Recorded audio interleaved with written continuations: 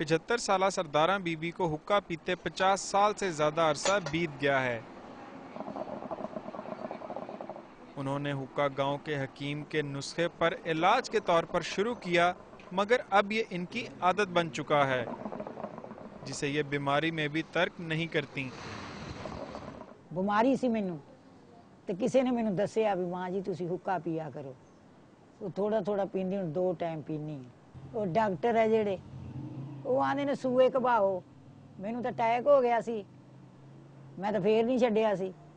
जो हस्पतालों लियाए मैं मैनू मोहरा दो फटाफट। सरदारा बीबी को हुक्के का इस कदर शौक है कि 8 बच्चे और 27 पोते पोतियां और नवासे नवासियां होने के बावजूद वो अपने हुक्के का सामान खुद तैयार करती हैं। उनके शौक की ये इंतहा है कि वो इसकी तैयारी के दौरान बुझे हुक्के के भी कश लगाती नजर आती हैं। उनका कहना है कि रोटी मिले ना मिले, हुक्का इनको मिलना ही चाहिए। मैनू ये सुकून है। आ लोगों के एडे एडे हथौड़ियां जिड़े जिड़े ते साडा पेट वेखो, ते जो सुकून है तो मैं पीनी है।